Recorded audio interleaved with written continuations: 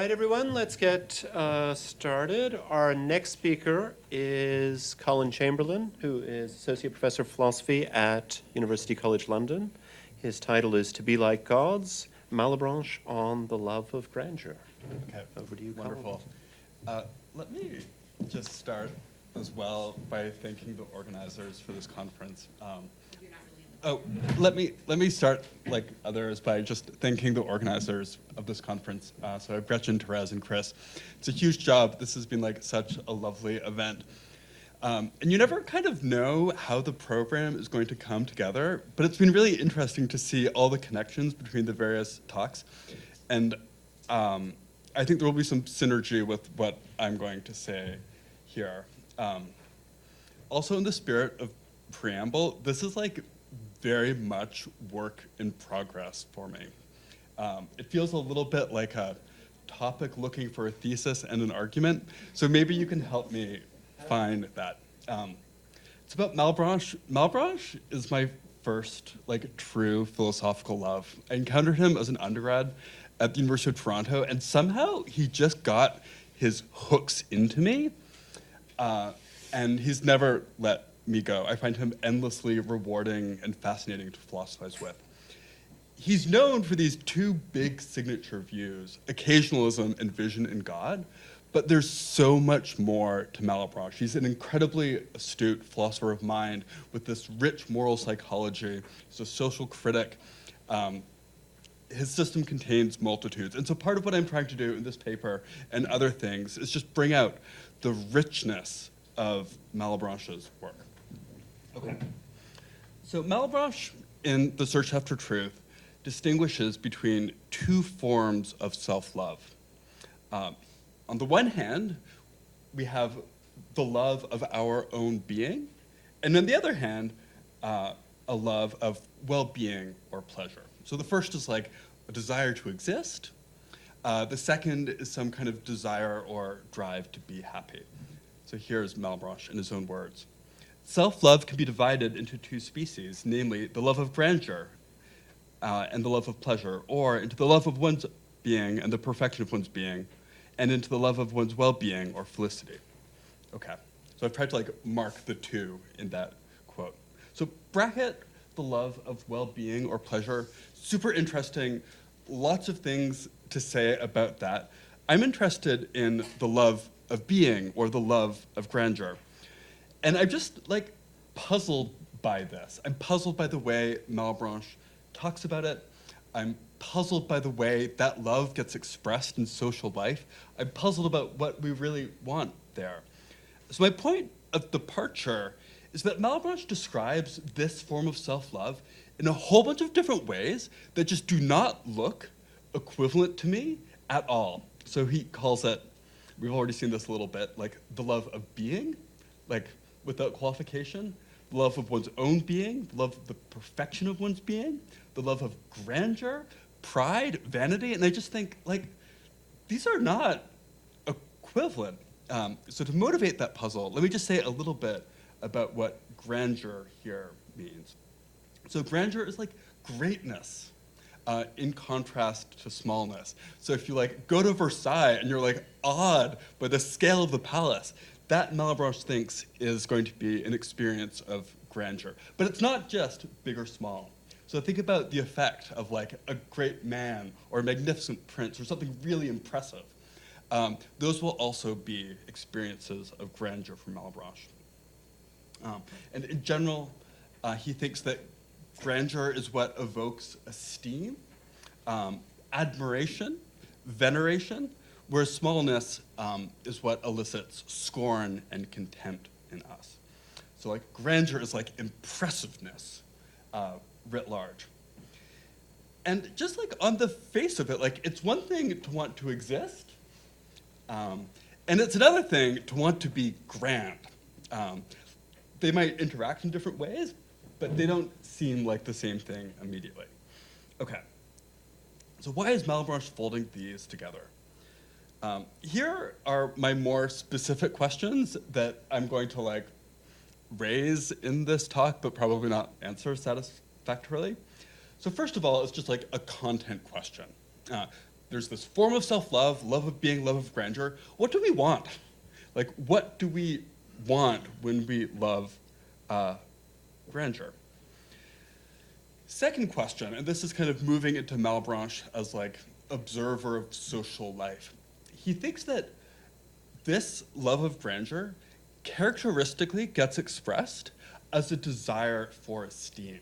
So what we end up being motivated to seek after is appreciation, recognition by others. And we often get more consumed by the desire for esteem than for true grandeur. And that's kind of puzzling. Like, if we really want to be great or to exist, why do we get so sucked in to living in the eyes of others? It's almost like we end up with this distortive sense of ourselves where our being is to be perceived. And this just feels like super salient in like the age of social media, where I think we're very vulnerable to this. And so, like, two questions here at least, like, why this social expression? And then, is that just like a total confusion on our part, or is esteem in some way giving us what we want? Then my third cluster of questions is about Malebranche's overall assessment of the love of grandeur. Because on the one hand, it just seems to be like a very problematic human drive that is responsible for the fall and many social ills. On the other hand, Malebranche has this surprising optimism about the human mind and its faculties, such that they're all basically perfect in kind when we use them correctly, when we have them under control. So for any aspect of like human mentality, there is typically some like reason or good feature of it for him, even if it's hard to tease out what it is. So I want to understand that. And I guess I've already anticipated the next thing. Like, you might think that the love of grandeur, the love of esteem is a unfortunate consequence of the fall, but that just can't be right for Malebranche. Like, he's super clear that we were susceptible to this love of grandeur, pride, before the fall, and that's part of what made the apple so tempting. Because the serpent said, "Eat this, be like gods." That was appealing to the love of grandeur. Okay, moving into section 2 on the handout. Working through this material, I'm trying to like come up with a few possible readings that you might have. So I think like just like one default reading you might have is that this love of being, love of grandeur is basically a drive towards self-preservation. And there are a bunch of passages that suggest that. So Malebranche will describe this form of self-love as an inclination for preservation, in contrast to the other form of self-love, which is an inclination for pleasure. I feel the pull of that kind of like flat-footed reading. It's basically preservation, but I just don't think it fits the text that well, because as soon as Malebranche starts elaborating on what grandeur involves, it just sounds like much bigger somehow. So here is his description of the love of grandeur when he's elaborating a little bit. This is the bottom of the first page. Through the love of grandeur we affect, and in this context that's like we are inclined towards, power, excellence, independence, and self-subsistence of our being. We desire somehow to have necessary being. In a sense, we wish to be like gods. For only God properly has being and necessarily exists, since everything dependent exists only through the will of him upon whom they depend.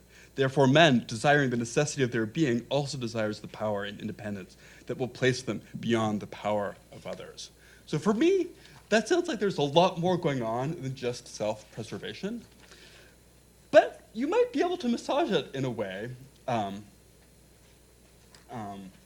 make it compatible with that initial reading by saying, well, think about what preservation really requires or involves. It's quite complicated. Like, to actually preserve yourself in this dangerous world requires power, independence, excellence, maybe even necessary being. Like, if you were a necessary being, then self-preservation would be very easy and straightforward. So I don't take that passage to be like a knockdown objection. What I think is more problematic is that, like, I think there is a distinction between grandeur and preservation, like magnificence and scraping by. And Malebranche is just very clear that grandeur is having a high rank, a kind of superiority, elevation.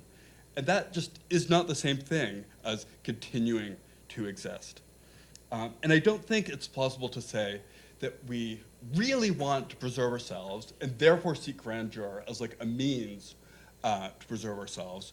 Malebranche identifies those two loves. Like he'll use love of grandeur and love of one's own being interchangeably, which suggests to me that they're on a level. It's not like grandeur is the means to preservation. Okay, so what I want to suggest here, this is my proposal about what we really want, is that the love of being or grandeur isn't just the desire to be, it's the desire to be more. It's the desire to be more perfect. It's the desire to exist in the maximal way of existing that is available for us. And that helps explain why this very naturally turns into a desire to be a necessary being or to be like gods. You want to exist maximally? Who does that? Only God or the infinite being. And in the background here for Malebranche is this hierarchical picture of reality where things are ordered in terms of their degree of perfection. So like at the bottom of the scale, beneath the scale, you have nothingness. One level up, disorganized matter, like dust, heaps, whatever. Above that, organized matter in the form of non-human animals and plants. Above that, human beings, minds, separated intelligences, God at the top. And so what I think the love of grandeur is about, and its connection to rank, is that we have this desire to have the highest rank in that order of perfection as possible. So we want to be more perfect, maximally perfect as we can. And here I think Malebranche is just like pretty clear about that. So he writes that true grandeur, which will make minds eternally happy, does not consist in the rank that they hold in the imagination of other men as feeble and as miserable as themselves, but in the honorable rank they have in the divine reason, in that omnipotent reason that will eternally render to each according to his works. So there's a kind of dynamic, upward-reaching aspect to the love of grandeur that I think is not captured by the mere self-preservation frame. You get self-preservation out of this because to have more perfection, you need to keep what you have, and so that requires maintaining your existence. But it's always pushing you upwards.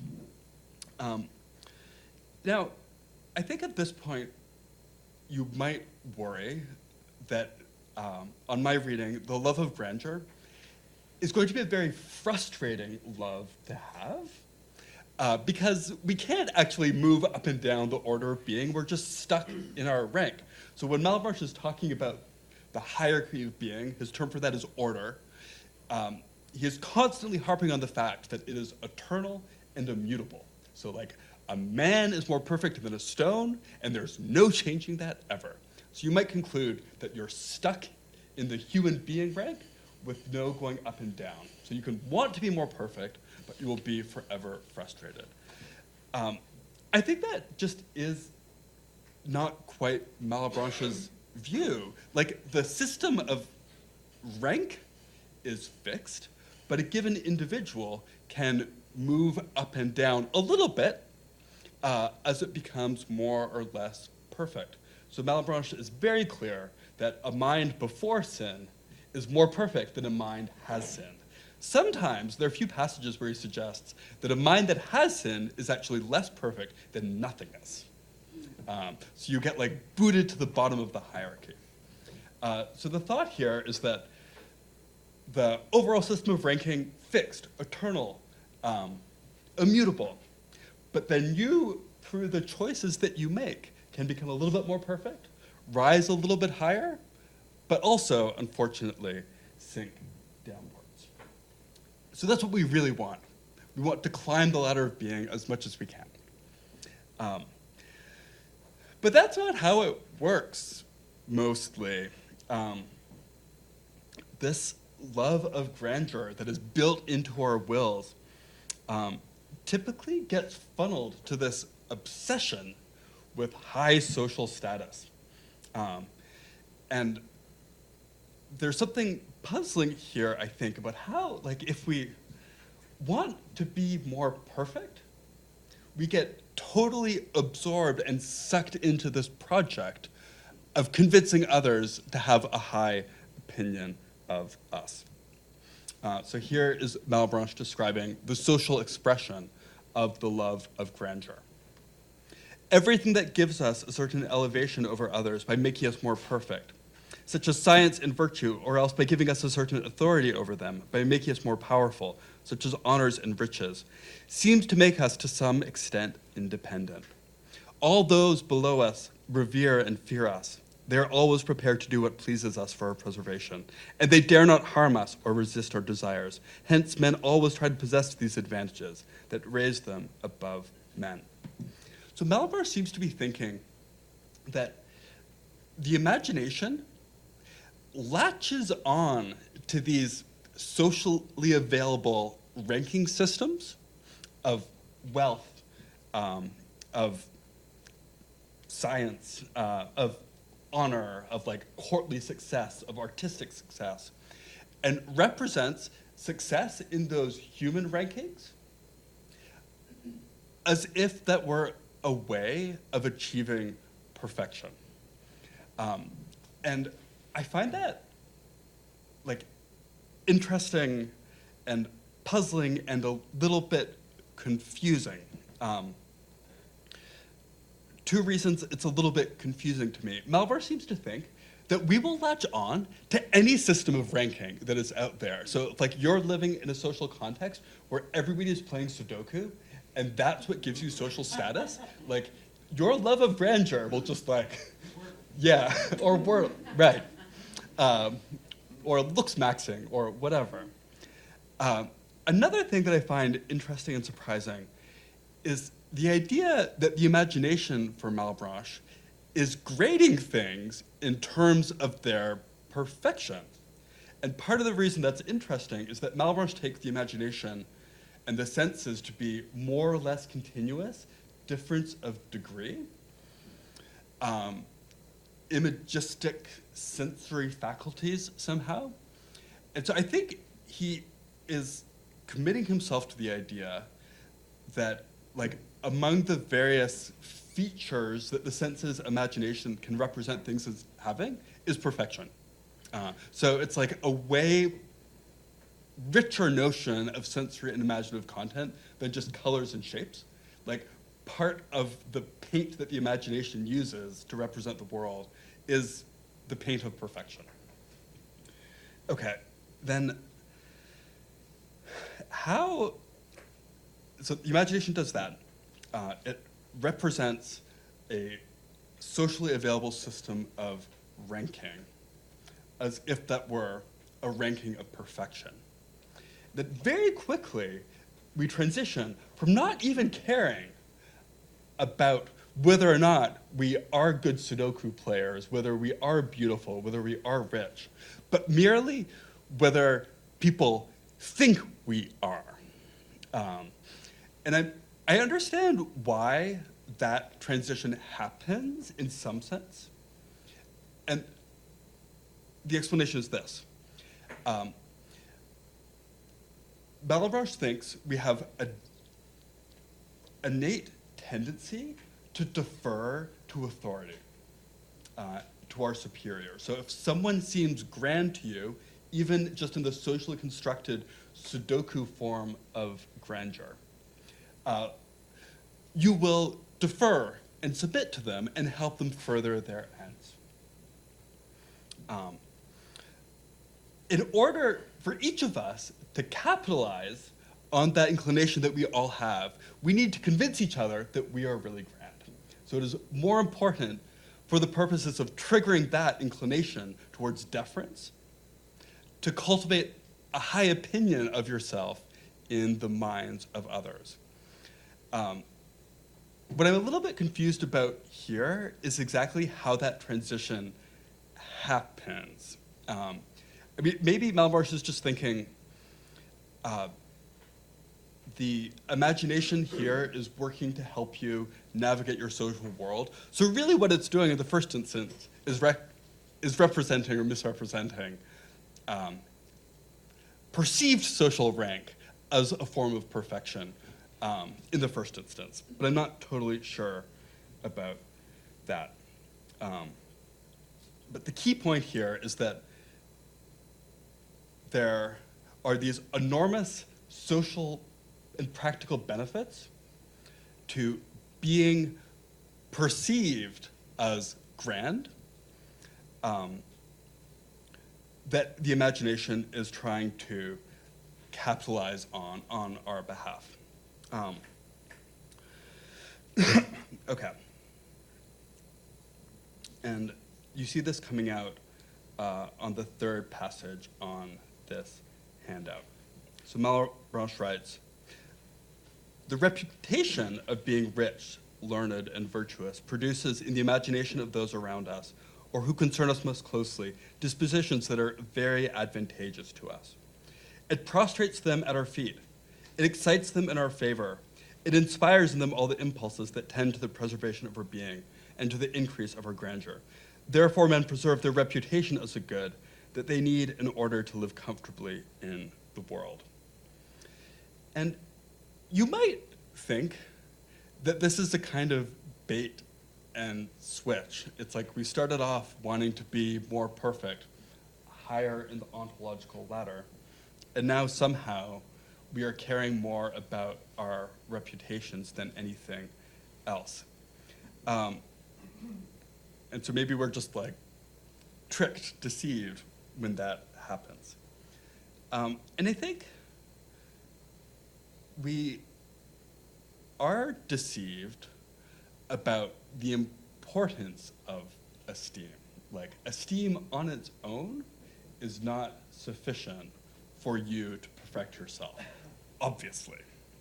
But it's not unimportant given the kind of social world we inhabit. So I do want to say that part of what we really do want in the Love of Grandeur is to exist and to preserve ourselves. And to do that, we need power. And reputation is a form of power.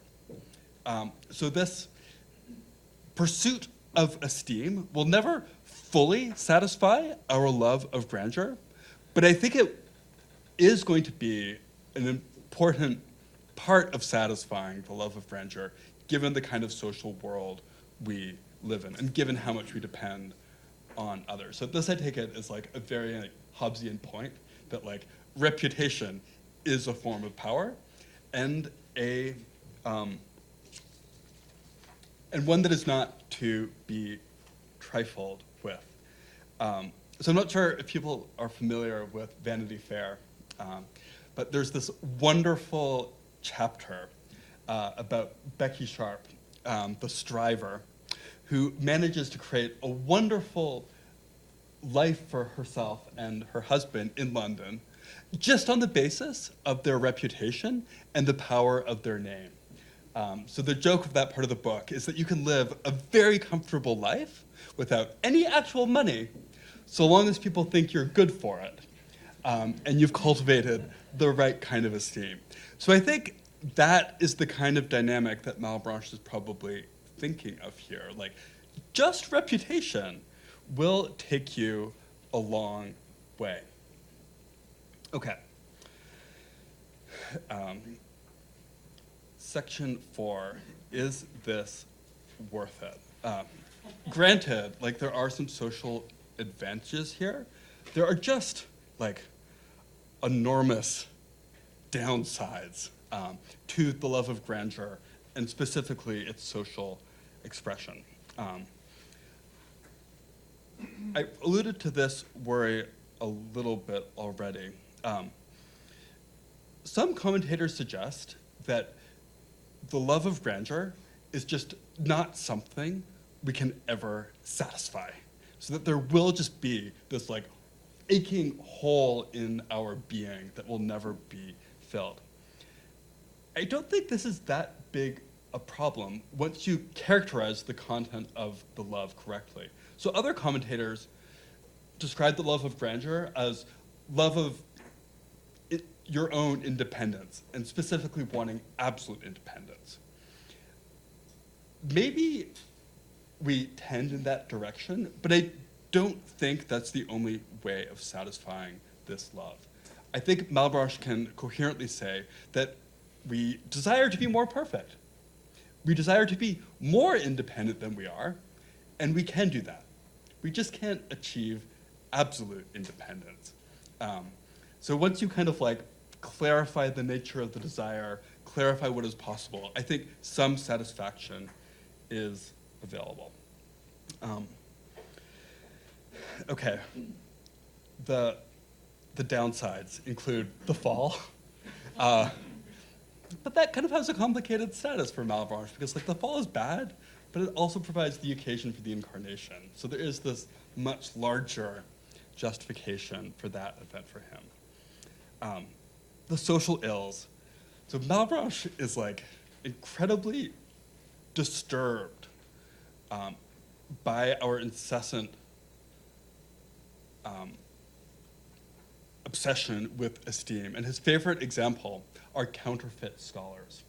So these are people who maybe started off caring about knowledge, but very soon care more about cultivating a reputation for knowledge and care more about impressing their peers. So they will like pick research projects that will have social cachet. This might involve working on things that are very esoteric, rare, old, because those are all kind of impressive. He thinks astronomers try to borrow the glory of the stars to like dominate the people around them. And if you just look at the number of pages that Malebranche spends on the fall versus counterfeit scholars, you might conclude that it's like the latter problem that he's much more disturbed by. Okay. So is that, I don't know, something we can like vindicate or justify for him?